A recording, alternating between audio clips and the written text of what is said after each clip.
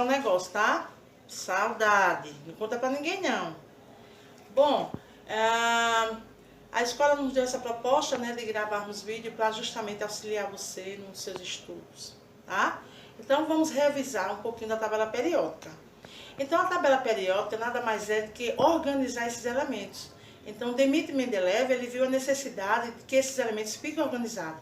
Porque, como eu disse a vocês, a tabela periódica, ela vai ajudar o químico no laboratório, certo? Então, organizar esses elementos químicos. Organizar de acordo com as características. Vamos para a tabela periódica? Vamos lá. Então, pessoal, aqui é a tabela periódica, né? Como eu disse a vocês, a tabela periódica ela é importante para o químico, porque esses elementos eles estão distribuídos aqui na tabela periódica de acordo com as características e semelhança. Como eu disse a vocês, vamos separar aqui essa turma. Então, meninas de cabelo longo fica aqui, meninas de cabelo curto fica aqui. Então, bem assim, foi Mendeleev, ele pegou essas características e colocou aqui na tabela periódica organizado. Então, vamos lá. A tabela periódica, ela tem 7 períodos, ó. Esse período 1 é relevante ao período K. Lembra disso? O 2 é o L, o M, o N, o O, o P e o Q. Então, quando a gente vai analisar os períodos, aí sim, ele fica na horizontal, ó. Então, o período 1, que é o período K, tem 2 elementos, o hélio e o hidrogênio. Período L, que é o período 2, tem 1, 2, 3, 4, 5, 6, 7, 8 elementos. Período M, ou período 3, também tem 8 elementos. Período 4, ou período N, tem 18 elementos. Período 5 também tem 18 elementos. E o período 6 e 7, que aí a gente vem para cá, ó. Tá vendo aqui? 57 a 71. Então, esses elementos estão aqui, ó. Mendeleev colocou ele aqui embaixo, ou seja, para que essa tabela fique organizada. E aí, ele deu origem aqui a 2 séries. A tabela periódica tem 2 séries. Essa primeira série aqui, ela é chamada de lantanídeos. Lantanídeos, do 57 a 71. Tá aqui, ó. Então, quando você vai contar, você conta 1, 2, ó, 3, 4, 5, 6, 7, 8, 9, 10, 11, 12, 13, 14, 15, 16, 17. Ó, 18, 19, 20, 21, 22, 23, 24, 25, 26, 27, 28, 29, 30, 31, 32 elementos. Tem um período P, ou período 6, e o período Q, ou período 7, a mesma coisa, ó, de 89 a 103, que é a série dos actinídeos, ok? Então, o período P e Q tem 32 elementos, incluindo as 2 séries. Quais são essas séries? Lantanídeos e actinídeos. Bom, a tabela periódica, nós vamos encontrar os elementos em colunas, ou grupo, ou família. Né? Aí o PAC, esse grupo de transição aqui a gente não estuda, né? Que eu disse a vocês que é a série B, né? Esse grupo B a gente não estuda. Então, a gente só vai estudar o grupo A. Então, a tabela periódica tem 8 famílias, mais o hidrogênio, porque o hidrogênio ele não é uma família. Então, o hidrogênio ele está aqui na família 1A, só que ele não faz parte dessa família. Por quê? Todos esses elementos da família 1A são metais, e o hidrogênio não é um metal. O hidrogênio ele é um gás, certo? Então, a família 1A é os metais alcalinos, são esses elementos aqui.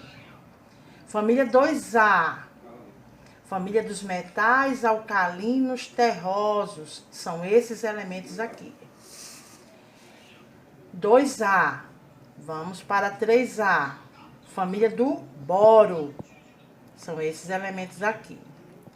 Família 4A, família do carbono. Família 5A, família do nitrogênio. Família 6A, não é a família do oxigênio, a gente diz que é a família dos calcogênios.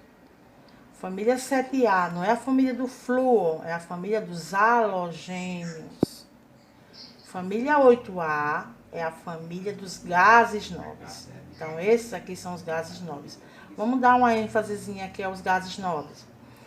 Eu disse a vocês que os gases nobres, eles são inertes, ou seja, eles não se misturam. Por quê? Porque eles seguem a regra do dueto e a regra do octeto.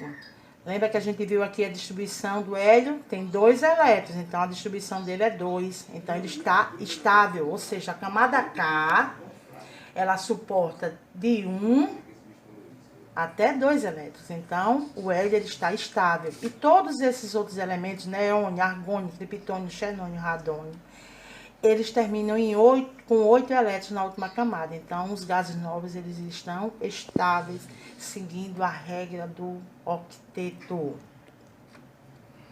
Ok? Eu falei para vocês que os elementos aqui eles se encontram nos 3 estados. Estados sólido, certo? Líquido, nós temos aqui o Hg, que é o mercúrio, e o bromo, que é o Br. Só esses 2 elementos se encontram no estado líquido. Esses elementos aqui, eles se encontram no estado gasoso, assim como também o hidrogênio, tá? Hidrogênio. Nós temos aqui, ó, a representação de um quadrinho desse. Vamos visualizar aqui o boro. Olha só, o boro é o símbolo dele, a letra B. Mas quando você tem um elemento que tem 2 letrinhas, como é que você vai representar? Olha só, a primeira maiúscula, a segunda sempre será minúscula, tá? Olha aqui o alumínio, o silício, o cloro, tá? Primeira maiúscula, segunda minúscula. E quando ele só tiver uma letrinha, ele sempre será maiúsculo, representado por letra maiúscula. Então, aqui é o símbolo. O nome do elemento aqui, ó, boro. O número atômico dele aqui em cima, 5. Aqui do lado nós temos a distribuição eletrônica. E aqui embaixo nós temos a massa atômica, que é representada pela letra A. Massa atômica. Z é o número atômico, tá? E antigamente a IUPAC, ela derrubou, né? Porque chamava isso aqui de metais, não metais, ametais.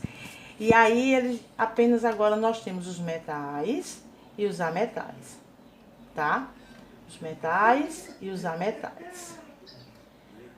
Bom, espero que eu tenha ajudado um pouco a vocês mais, né? Outra coisa que nós vimos foram as propriedades da tabela periódica. Tá? Vou apagar isso aqui, certo? As propriedades da tabela periódica. Nós vimos o raio atômico. Pessoal, aqui é a tabela periódica. Você percebe que o raio atômico, ó, ele vem de cima para baixo aqui, ó. Opa. Deixa eu mostrar aqui, ó. De cima para baixo. Então, quanto maior for o número atômico desse elemento, maior é o raio atômico dele. E da direita para a esquerda.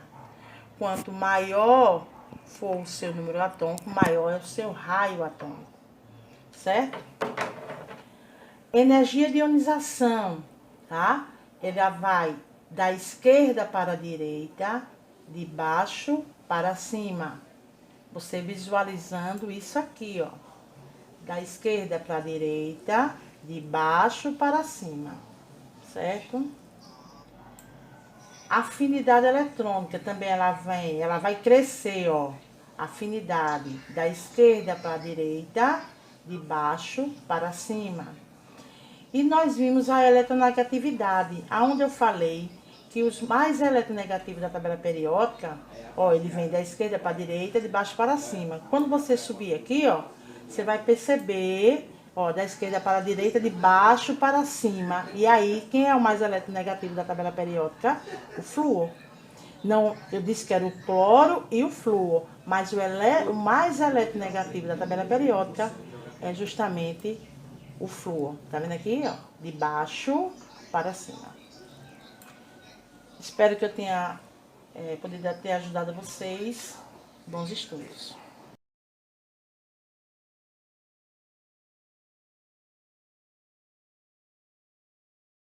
Oi, amados do 9º ano do Colégio Mahatma Gandhi. Eu sou a professora Célia, de artes, como vocês sabem. Hoje a gente vai ver cultura hip hop e suas vertentes. Ou seja, a cultura hip hop se estabeleceu como principal movimento cultural nos centros urbanos. Gente, nas últimas décadas, a cultura hip hop ela se estabeleceu como a principal movimento cultural, tanto nos centros urbanos estadunidenses e posteriormente ela migrou para onde? Para também o nosso Brasil, certo? Entre as expressões que compõem o hip hop estão o grafite, que é o quê? Das artes, o break, que é na dança, e o rap, que é na música, certo?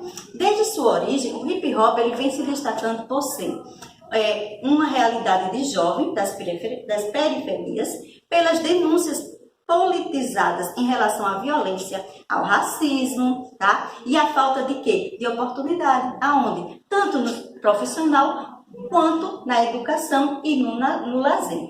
Nesse sentido, o hip hop ele retrata a sociedade por meio de uso de pessoas que vivem nas condições exclusas e que lutam não apenas para viver, mas sobretudo para sobreviver com quê? Com dignidade, certo? O hip hop ele é uma cultura de rua, uma forma de arte e de atitudes que conquistou o mundo e o seu estilo de vida, de se afirmar como um sujeito que social, se integrar na sociedade, demarcando um território, valorizando a sua identidade, certo? E esse movimento ele veio como forma de protesto.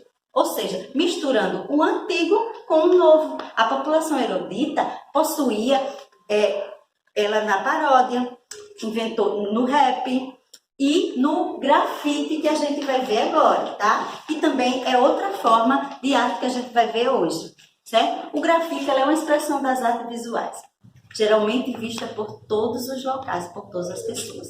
Vocês já conhecem o grafite? A gente já deu grafite. Vou dar apenas uma resumida, certo?